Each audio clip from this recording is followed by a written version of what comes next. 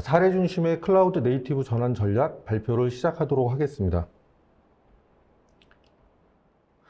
오늘 제가 발표드릴 순서입니다. 첫 번째는 클라우드 네이티브 오버뷰. 이 장에서는 디지털 전환과 연계해서 클라우드 네이티브가 왜 필요하고 또 무엇이고 또 어떤 것이 중요한지 개념적으로 살펴보도록 하겠습니다. 두 번째 장에서는 우리 메가존 디지털이 기업과 수행한 수많은 클라우드 네이티브 프로젝트를 통해서 클라우드 네이티브를 고민하시는 기업들이 어떤 것을 고민하시고 또 어떤 목표를 가지고 계신지 살펴보도록 하겠습니다. 그리고 세 번째 장에서는 앞서 살펴본 클라우드 네이티브를 위한 고려사항과 그리고 목표를 어떻게 달성할 수 있는지 실증적 전환 사례를 통해서 그 전략을 살펴보도록 하겠습니다. 첫 번째 클라우드 네이티브의 오버뷰입니다. 우리는 현재 인구 절벽과 같은 인구 생태학적 변화, 개인화와 공유 경제와 같은 새로운 비즈니스의 출현과 접근 방식, 삶의 질을 중시하는 어떤 문화, 그리고 급격한 기후 변화와 같은 즉 새로운 메가 트렌드에 접해 있습니다. 그리고 이러한 메가 트렌드의 변화는 팬데믹이라고 하는 글로벌 상황과 맞닿아서 우리 기업들은 여러 가지 당면 과제에 접해 있습니다. 비대면 서비스에 대한 경쟁력, 고객과 환경에 어떻게 빠르게 대응할 수 있는가, 그리고 탄소 중립과 ESG 경영과 같은 이런 당면 과제들을 디지털 방식으로 해결하는 것, 우리는 이것을 디지털 전환이라 부르고 있습니다.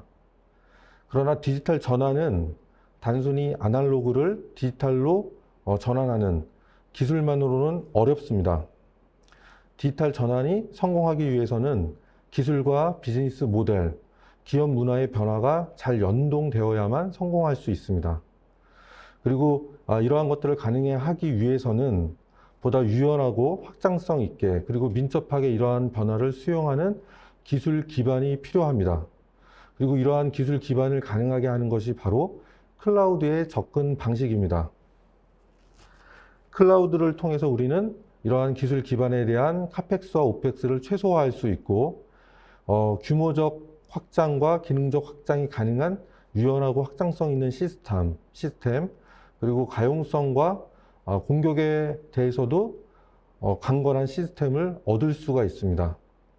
그러나 아마 주변에서 이러한 클라우드를 경험했지만 이러한 기대 효과를 나는 경험하지 못했다라고 하는 기업의 말들도 간혹은 우리가 들을 수가 있습니다. 그러한 이유는 우리가 클라우드로 전환하는 방법은 장표에서 보시는 것과 같은 첫 번째 리호스팅 또 리플랫폼과 같은 방법이 있습니다. 이러한 방법으로 단순하게 마이그레이션을 했을 때는 클라우드에서 가져올 수 있는 이러한 기대 효과를 기업이 얻을 수가 없습니다. 다시 말해 클라우드가 가진 장점을 최대화하기 위한 어떤 접근 방식 또는 이게 가능하도록 하는 기술을 총칭해서 우리는 클라우드 네이티브라고 합니다. 이러한 방식을 통해서 클라우드만의 방식으로 설계하고 구축 운영해야만 이러한 클라우드의 기대 효과를 우리가 활용할 수 있는 것입니다. 그럼 이러한 클라우드를 잘하기 위해서는 어떠한 요소들이 필요한지 살펴보도록 하겠습니다. 클라우드 네이티브는 어느 한 가지 기술이나 어떤 한 가지 요소로 잘 되기 어렵습니다. 보시는 것과 같은 컨테이너 기술, 마이크로 서비스 아키텍처나 헥사고널 아키텍처와 같은 모던 아키텍처, 그리고 데브옵스, CI/CD, 그리고 애자일 방법론과 같은 여러 가지 요소가 잘 오케스트레이션 되어야만 잘할 수 있는 것이 클라우드 네이티브입니다.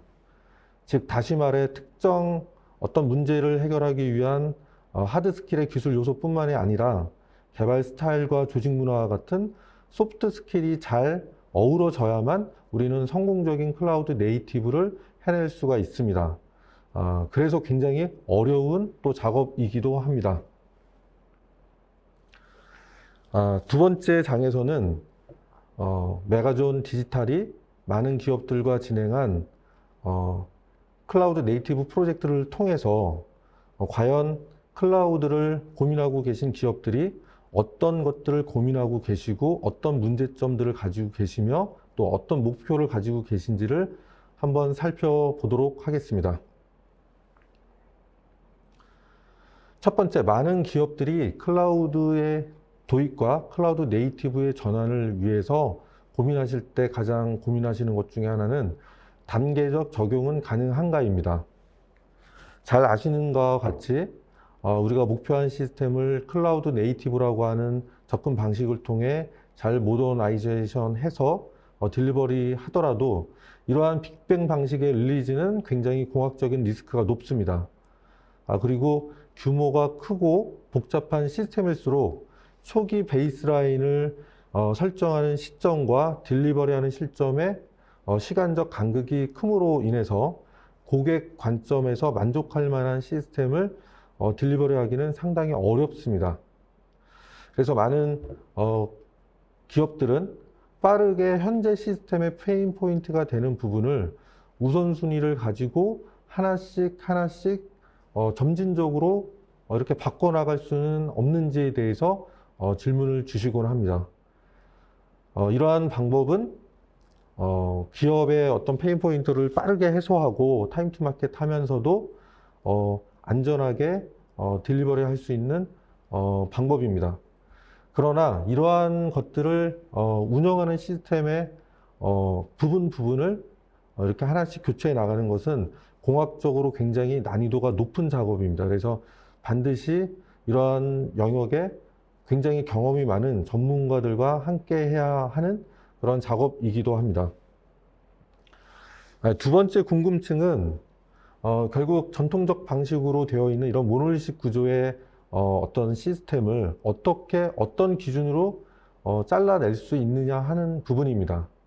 이런 마이크로 서비스를 어떤 기준으로 분리하느냐에 따라서 기업이 가지고 있는 유연성과 확장성 그리고 다양한 어떤 목표에 영향을 주기 때문에 서비스 블록을 어떻게 분리하느냐는 굉장히 중요하기도 하고 따라서 많은 기업들이 이러한 부분에 대해서 궁금증을 가지고 계십니다.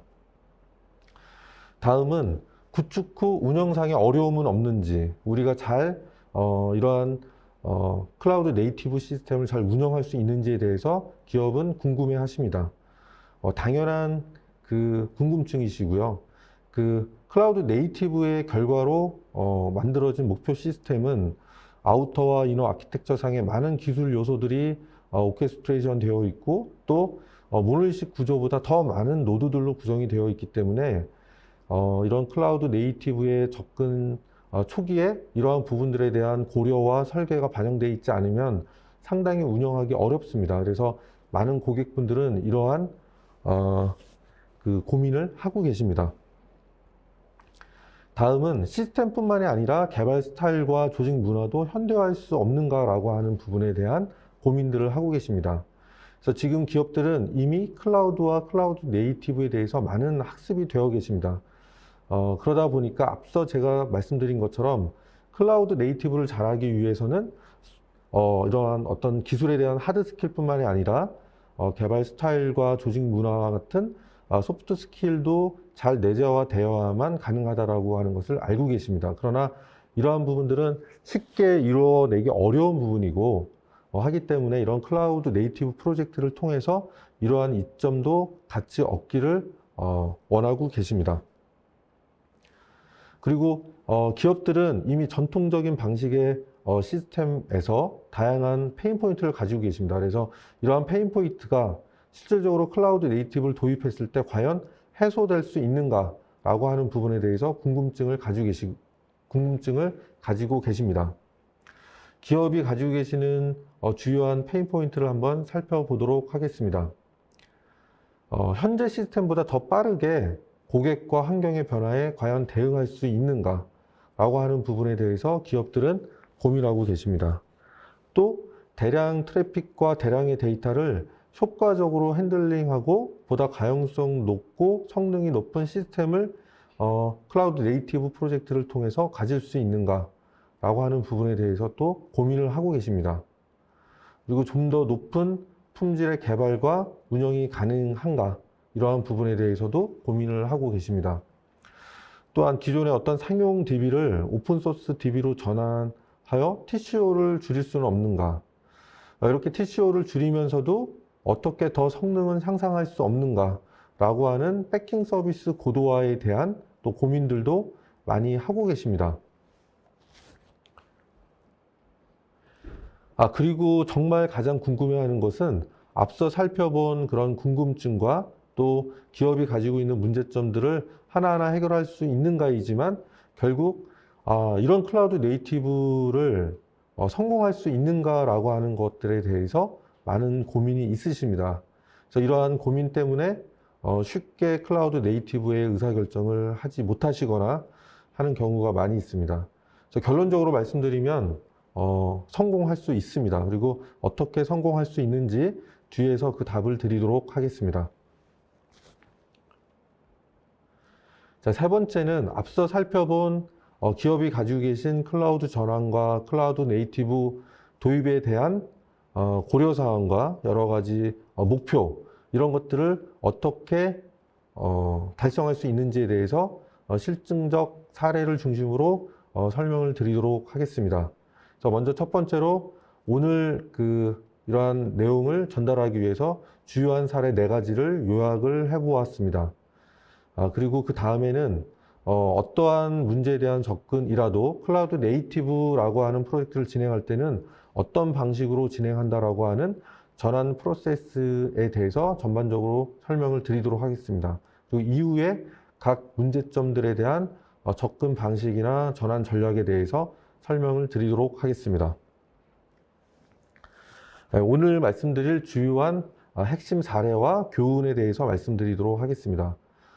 A사의 사례입니다. A사의 사례에 대한 프로젝트는 미션 크리티컬 IoT의 백단을 리팩토링하는 프로젝트였습니다. 이 프로젝트의 주요한 목표는 굉장히 많은 트래픽과 데이터를 어떻게 잘 핸들링해서 가용성과 성능을 보장할 수 있느냐.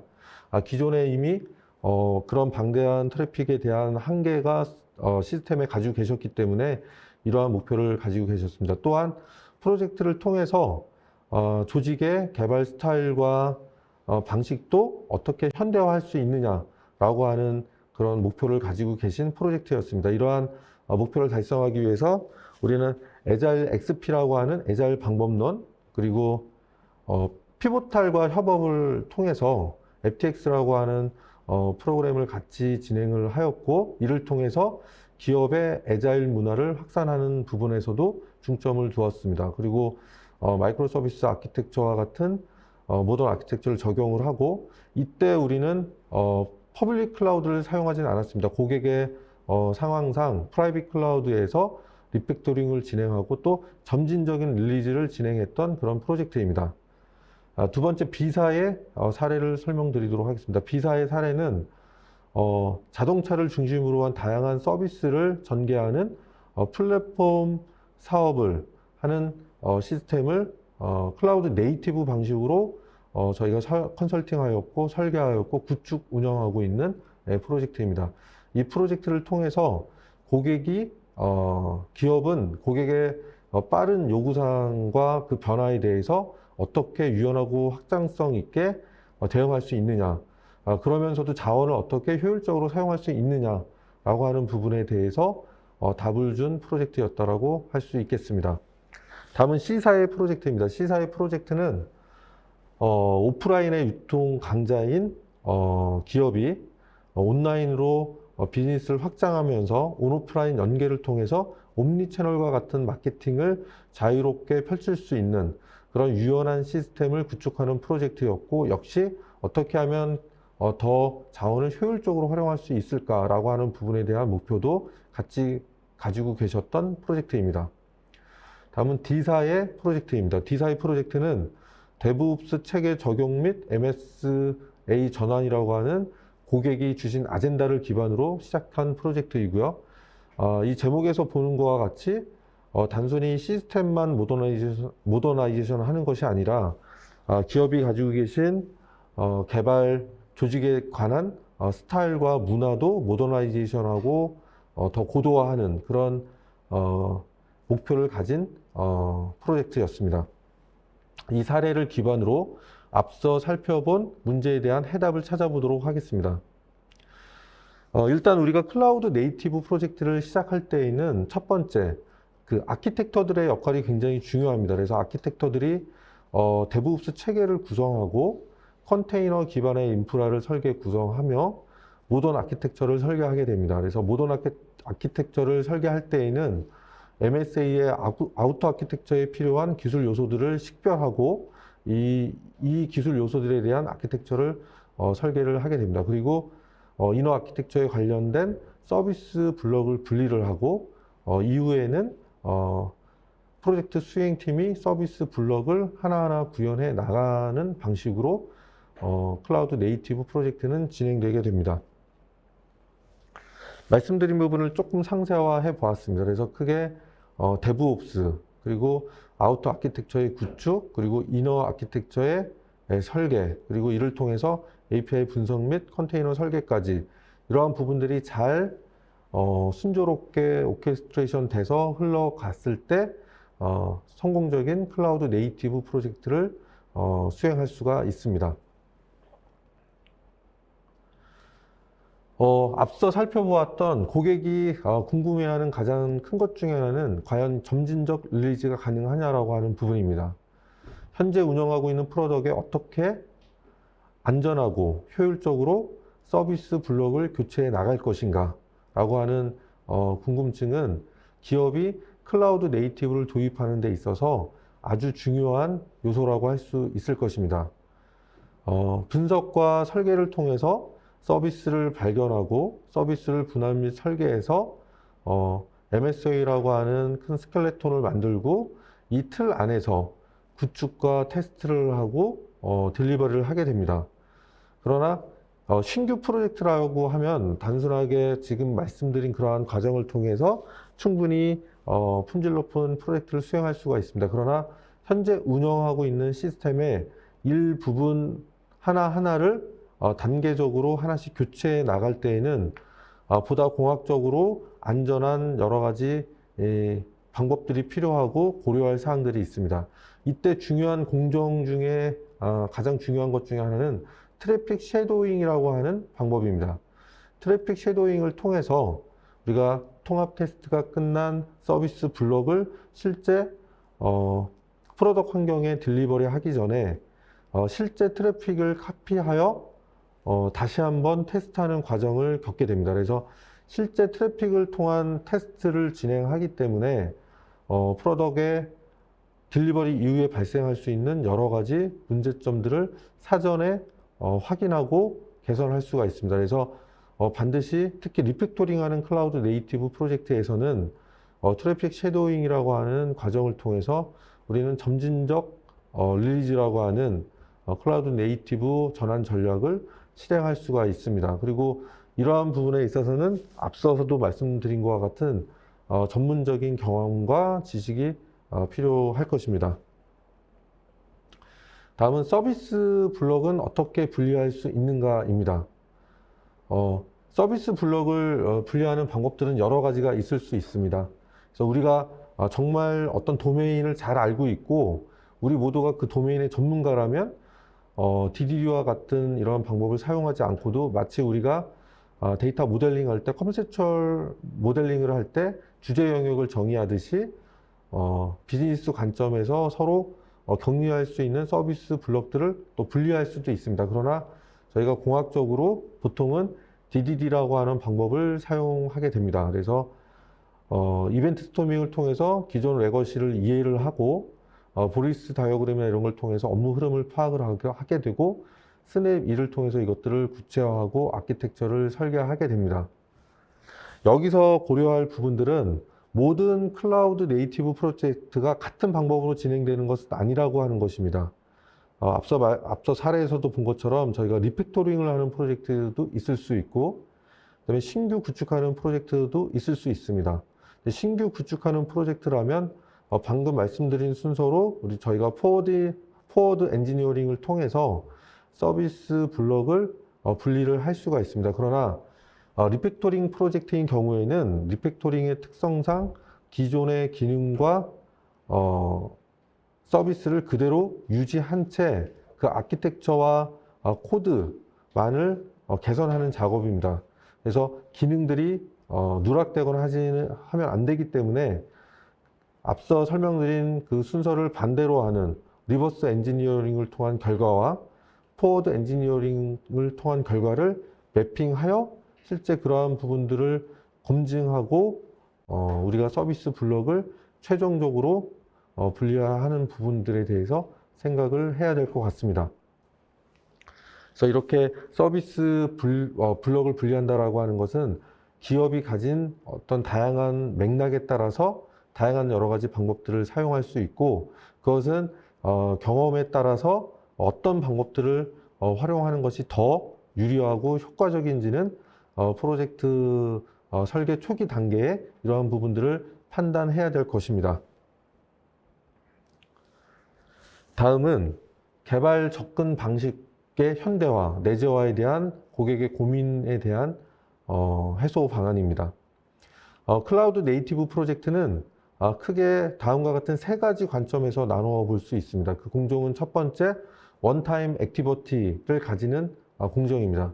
다음은 이터레이션 액티비티, 마지막으로 파이널 액티비티입니다. 그래서 원타임 액티비티라고 하면은 전체 프로젝트에서 한 번만 수행하면 되는 그런 활동입니다. 그래서 전체 프로젝트에 대한 계획을 수행하고 프로덕트 백로그를 만들고 아우터 아키텍처에 필요한 기술 요소를 식별하고 설계하고 DDD를 통해서 서비스 블록을 분리하고 이러한 부분들을 저희는 고객과 같이 수행하게 됩니다.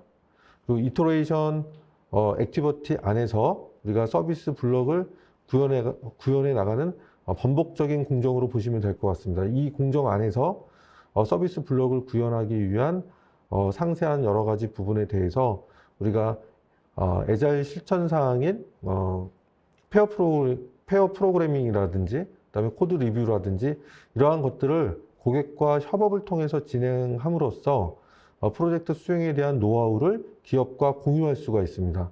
그리고 파이널 액티비티에서 최초 목표로 한 프로젝트의 어떤 품질과 여러 가지 것들을 고려하여서 실제 프로덕트에 딜리버리 하기 위한 작업들을 고객과 수행사가 아레나를 나누고 같이 협업을 통해서 수행함으로써 단순히 시스템에 대한 현대화뿐만이 아니라 개발 접근 방식과 운영 방식에 대한 현대화를 고객과 수행 그 기업이 같이 공유하고 같이 내재화할 수 있는 것입니다. 다음은 운영시 고려사항입니다. 그 앞서도 말씀드린 것과 같이 클라우드 네이티브의 결과로 탄생한 시스템은 이너와 아우터에 굉장히 많은 기술 요소가 서로 연동되어 있고 또 모노식에 비해서 굉장히 많은 노드로 구성이 되게 됩니다. 그래서 이러한 복잡한 요소에 대해서 어떻게 운영할지에 대해서 클라우드 네이티브 프로젝트 초기에 분석과 설계 과정에서 이러한 부분들이 또 반드시 반영이 되어야 합니다. 일반적으로 저희가 클라우드 MSP 사업에서는 인스턴스 레벨, 그러니까 AWS 기준으로 하게 되면 인스턴스가 되겠죠. 인스턴스 레벨, 또 애저라든지 이런 쪽에서는 VM 레벨, 이런 인프라 레벨에서의 관제라든지 모니터링은 수행이 되고 있지만 컨테이너 레벨 위에서의 어떤 모니터링과 관제는 부재한 상황입니다. 그래서 우리가 이런 클라우드 네이티브라고 하는 접근을 할 때에는 텔레메트리, 다시 말하면 모니터링과 로깅과 트레이싱에 대한 설계가 반드시 반영이 돼야 되고 이러한 것이 프로젝트의 중요한 요건으로 적용이 돼야 할 것입니다. 그래야만 성공적으로 시스템이 구축된 이후에도 잘 운영할 수 있을 것입니다. 다음은 문제점 해소 방안에 대해서 살펴보도록 하겠습니다. 많은 기업들이 어떻게 하면 보다 빠르게 변하는 환경과 고객에 대응할 수 있느냐, 이러한 어질리티 확보에 대해서는 개발 스타일, 기술 요소, 조직 문화 등 다양한 접근 방식에서 같이 연동이 되어야 할 것입니다. 그래서 조직 관점에서는 데브옵스 또는 데브섹옵스라고 하는 접근 방식을 통해서 전 공정에서 이런 어질리티나 품질에 대해서 고려를 해야 될 것입니다. 그리고 기술 관점에서는 회기 테스트의 문제가 굉장히 이슈가 됩니다. 그래서 이런 회기 테스트를 최소화하기 위해서 서비스 블럭을 그러한 기준으로 잘 분리를 하고 컨테이너 기술을 활용해서 인프라의 역등성을 보장하고 블루그린 배포나 이런 걸 통해서 안전한 배포를 할 수 있어야 빠르게 대응하는 시스템을 우리가 구축할 수 있습니다. 그리고 개발 스타일과 조직 문화에 있어서도 이런 애자일 방식이 잘 내재화되어 있어야 할 것입니다. 다음은 패킹 서비스 고도화입니다. 그래서 오라클과 같은 상용 DB를 트랜잭션 형태나 유형이나 크기와 같은 어떤 기준으로 분해를 해서 포스트그레이와 같은 RDB, 그러니까 오픈소스 기반의 RDB, 그리고 응답 성능을 향상하기 위한 레디스와 같은 캐시 레이어, 그리고 이벤트 스토어인 카프카라든지 이러한 다양한 형태의 패킹 서비스로 트래픽 유형에 따라 분석을 하고, 그리고 이런 것들을 패킹 서비스 유형에 따라서 잘 설계 구축하는 것이 필요하고, 많은 기업들은 클라우드 네이티브 안에서 이러한 목표를 가지고 계십니다. 다음은 대량 트래픽의 대응 방안입니다. 앞서 말씀드린 다른 문제와도 마찬가지로 어떤 한 가지로 해결할 수 있는 것은 아니지만, 앞서 서비스 블록을 잘 분리하고 패킹 서비스를 잘 고도화한 이후에 이벤트 드리븐이라든지 이런 것들을 통해서 비동기 기반의 트랜잭션, 그리고 CQRS나 이런 아키텍처를 활용한 캐시레어의 구성, 이런 것들을 통해서 대량 트래픽을 효과적으로 잘 방어할 수가 있습니다. 품질 강화 방안입니다. 시스템의 품질을 위해서는 여러 가지 요소가 잘 연동되어야 합니다. 그리고 전체적인 프로세스는 데브옵스 체계 안에서 이루어집니다. 이 체계 안에서 TDD와 같은 단위 테스트 자동화, 소나큐브와 같은 도구를 활용한 정적 분석, 그리고 코드 리뷰, 그리고 API 테스트 자동화, 그리고 트래픽 섀도잉과 카나리 배포와 같은 방식을 통해서 우리는 보다 안전하게 시스템을 운영하고 또 품질을 확보할 수가 있습니다. 앞서 여러 가지를 살펴보았는데, 과연 결국 그래서 클라우드 네이티브는 성공할 수 있을 것인가? 라고 하는 물음에 다시 한번 고민을 해보게 됩니다. 근데 결국 이러한 것들을 앞에서 살펴본 것처럼 어떤 하나를 잘해서는 되는 것이 아니기 때문에 다양한 영역의 경험이 많은 전문가와 같이 한다면 저는 반드시 성공할 수 있다라고 생각을 하고 있습니다. 그래서 우리 메가존 디지털은 앞서 말씀드린 이런 것들을 잘하기 위한 컨테이너 기술, 모던 아키텍처, 데브옵스, 애자일 방법론과 같은 영역에 있어서 컨설팅과 설계와 구축과 운영에 관련된 모든 작업들을 진행을 하고 있습니다. 또한 이러한 작업들을 잘 하기 위한 전문 조직을 보유하고 있습니다. 그래서 클라우드 인프라스트럭처 관점에서는 클라우드 솔루션 아키텍처들, 특고급 이상의 이런 고급 아키텍처들을 보유를 하고 있습니다. 그리고 모던 아키텍처, 마이크로 서비스 아키텍처, 헥사고널 아키텍처와 같은 모던 아키텍처를 적용하기 위한 어플리케이션 아키텍처들을 또 보유하고 있습니다. 그리고 데브옵스와 같은 접근 방식, 문화를 잘 적용하고 이 틀 안에서 프로젝트가 잘 이루어지게 하기 위한 데브옵스 팀을 보유하고 있습니다. 그리고 애자일 방법론과 같은 영역에 있어서도 애자일 코치라든지 스크럼 마스터, 프로덕트 오너와 같은 애자일 전문가들을 보유하고 있습니다. 그래서 이러한 다양한 요소가 잘 오케스트레이션 할 수 있게끔 하고, 또 클라우드 네이티브만의 설계 방식과 구축 방식으로 안전한 클라우드 네이티브, 또 품질 높은 클라우드 네이티브를 할 수 있습니다. 그래서 메가존 디지털과 함께 한다면 아마 기업이 고민하시는 여러 문제들을 해결하고 클라우드 네이티브를 성공하실 수 있을 것 같습니다. 또 마지막은 작년 말에 일회적으로 오프라인으로 진행했던 아마존의 AWS 리인벤트 행사에서 그 기조 연설이죠. 키노트에서 시작을 메가존 클라우드를 소개하면서 시작을 하였습니다. 이렇듯 글로벌하게도 메가존 클라우드, 메가존 디지털에 대한 그런 어떤 성과에 대해서 인정하고 있는 그런 시점인 것 같습니다. 오늘 발표를 여기서 마치도록 하겠습니다. 감사합니다.